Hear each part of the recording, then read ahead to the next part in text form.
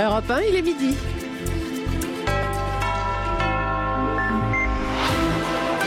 Europe 1 midi. Guillaume Caour. Bonjour à tous, heureux de vous retrouver.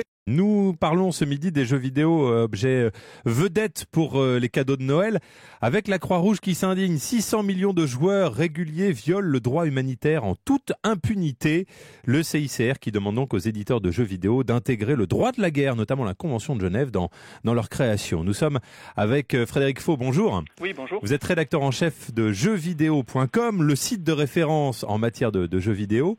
Que pensez-vous de cette demande du CICR ? Elle est un petit peu excessive, je trouve, parce qu'en fait, c'est une minorité de jeux qui sont concernés par cette demande. Alors, le jeu qui avait fait polémique, c'est Call of Duty Modern Warfare 2, il y a quelques années. En effet, une des missions, en fait, se déroulait dans un aéroport russe, et vous y incarnez un agent infiltré dans une organisation terroriste.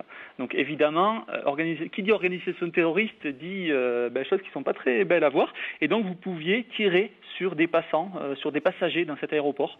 Mais aujourd'hui, dans un jeu de guerre, si je tue des civils, est-ce que je perds ma mission ? Est-ce que je perds le jeu ? Alors, non. Alors, dans ce jeu-là, en fait, vous pouviez réussir votre mission sans tirer sur les passants. Donc, j'ai envie de dire, la morale était sauve, surtout qu'à la fin de cette mission, de toute façon, votre personnage mourrait, quoi qu'il arrive, donc la morale était sauve.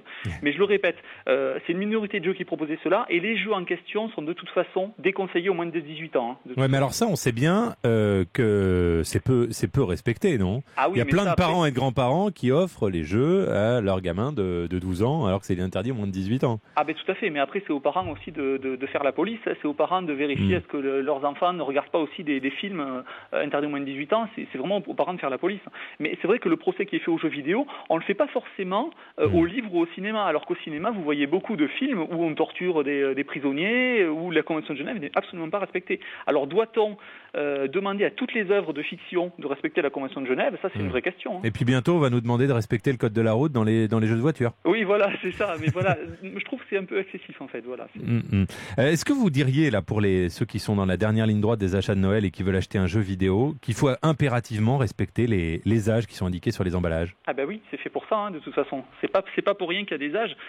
Moi, je me vois pas, quand j'aurai des enfants, acheter à mes enfants un Call of Duty alors qu'ils ont que 10 ans. Ça, Comment vous expliquez d'ailleurs le succès de Call of Duty, qui est le bien culturel, enfin, toute la question est de savoir si un jeu vidéo ensuite est un bien culturel, mais en tout cas, le bien culturel le plus vendu au monde ? En fait, c'est un petit peu on pourrait faire le parallèle avec le cinéma. Call of Duty, c'est le gros blockbuster hollywoodien, vous voyez. Oui. C'est un jeu assez spectaculaire, assez grand public, que vous prenez en main directement et vous allez vous défouler. En fait, c'est un gros défouloir Call of Duty, assez spectaculaire, comme un gros blockbuster hollywoodien au cinéma, en fait.